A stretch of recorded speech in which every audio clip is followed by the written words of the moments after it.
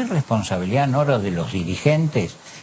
Juntos por el Cambio están en una pelea interna radical, adentro del mismo frente de todos, esta cuestión de un kirchnerismo más radicalizado con el albertismo. ¿Cuál es la situación? ¿Cuál es el sistema electoral y cuál es la responsabilidad de los dirigentes políticos? Enorme la responsabilidad de los dirigentes. Enorme, porque fundamentalmente, digamos, en lo que hace al frente de todos. Hablemos del frente. Es decir, ¿cuál es el fondo de la discusión? Que nosotros hemos comprometido en la elección un plan de gobierno y un conjunto de medidas con las que ahora, en algunos aspectos, no estamos cumpliendo. Y este es el trasfondo de ese enorme debate. ¿Cuáles son esas medidas? Porque yo el otro día hacía el microeconómico y decía, a grandes rasgos, el albertismo lo veo con la macro y al kirchnerismo lo veo con la micro. Es decir, el kirchnerismo no le importa el déficit fiscal, no le importa la emisión monetaria, importa el mercado interno ponerle plata a la gente. Al albertismo le importa cumplir con los postulados del Fondo Monetario. Es más o menos así, uno utiliza el telescopio y el otro el microscopio. Más o menos. Como analogía. Pero puede ser esa diferencia, la macro y la micro, y poner demasiado acento en una de esas, en respetar las pautas del Fondo Monetario, y el otro demasiado acento en desarrollar el mercado interno. Me parece que es una división que no está planteada así. No está planteada así. Está planteada así. O sea, acá hay políticas de transformación que llevó adelante en el nivel macro y en el nivel micro y que están vinculadas, por ejemplo, la gestión de Néstor Kirchner. Cuando Néstor llega en el 2001, recordemos la difícil situación, la situación de quiebre que vivíamos a nivel nacional. ¿Y qué decisión tomó Néstor entre un conjunto de medidas en lo que a la economía hace? Dijo, bueno, hay que reactivar. Y también planteó frente al tema de la deuda, los muertos no pagan. Pero acordó con el Fondo Monetario en su momento. Y cortó con el fondo. E hizo toda una política de crecimiento y desarrollo, convocando fundamentalmente a trabajadores. Recuerden ustedes, el país estaba paralizado.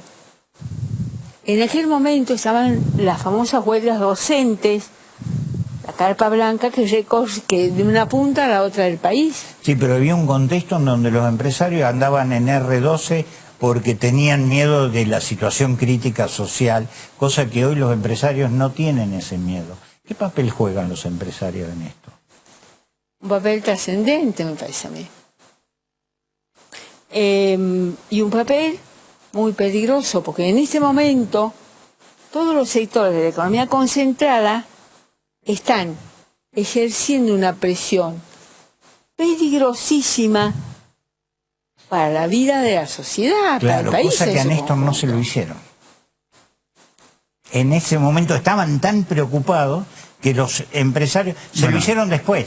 Pero en ese momento, del 2003 al 2007, estuvieron jugando un planteo. ¿Te acordás lo que planteaba Jorge Brito, la gran burguesía nacional, que primero Néstor Kirchner se peleó y después terminó jugando ahí adentro? Claro. ¿Por qué? Porque eran tiempos en los que había un gesto de conciencia, me parece a mí, de la necesidad de una burguesía nacional. Porque esto el peronismo lo planteó con todas las letras. El desarrollo de una burguesía nacional es fundamental para el desarrollo de un país en serio. Pero ¿cuál es la realidad que tenemos hoy? La lucha fundamental entre empresas que son parte de la concentración económica en la lucha contra el Estado. Porque ¿dónde ejercen la presión? La ejercen sobre el Estado. Y esto, entre otras cosas, ¿cuáles son las expresiones más profundas de esta realidad? Tan desigual fundamentalmente asignada por la desigualdad y por la pobreza. Hoy, un trabajador que tiene asegurada su puesto de trabajo, no tiene asegurados sus ingresos. Puede ser un trabajador registrado, que tiene en orden y paga todos sus impuestos, que se le hacen los aportes, es decir, con todas las cosas en regla, y sus ingresos determinan que está dentro de la franja de pobreza. Sí, es todo un tema. Ahora, el problema es de dónde sacás para distribuir. Pero me parece que vamos a tener que pedir otro censo. Sí, ¿no? otro día. Vamos a tener que pedir otro censo, pero Ya ¿qué? son más de las 10 de la noche. Porque ya son las Sí, además 22, yo me pero- quedé ahí con una cosa que decía, que es algo que no tuvo Néstor Kirchner, porque Néstor Kirchner llega a ser presidente sin haber prometido nada, por ejemplo, ¿no? Es decir, además llegó con 21, 22% de Sí. los votos, nada más. Digamos, fue un Así que constructor la de poder. situación, el contexto es completamente distinto. Pero yo creo que es posible que una fuerza política que presenta ciertas ideas, después algunas las va a poder cumplir y otras no.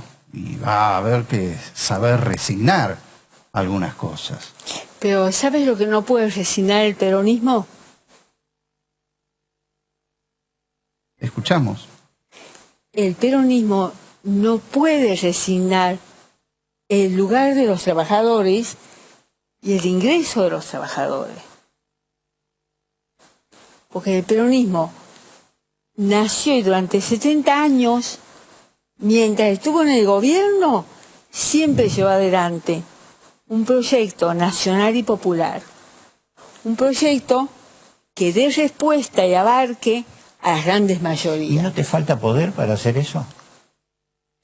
En la Cámara de Diputados no vas a poder pasar.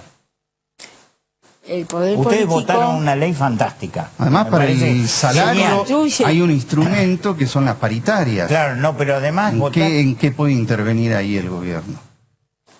pero tiene una intervención directa. Como árbitro. Las paritarias son han sido históricamente un mecanismo administrado por el peronismo para garantizar una distribución justa de la riqueza. 50 al sector empresario, 50 al sector de los trabajadores.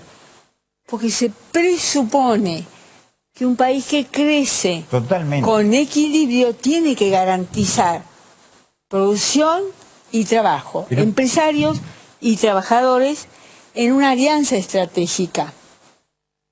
Para eso no necesitas poder, Nora. Ustedes votaron una ley fantástica. El que la fugó, que la pague.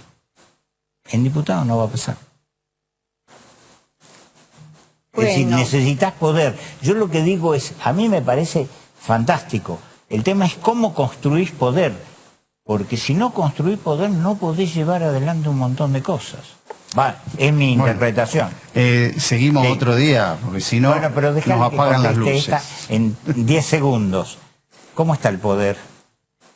Mira, yo creo que el poder político en la democracia se construye Bien, pero hoy, ¿tenés poder para hacer lo que querés?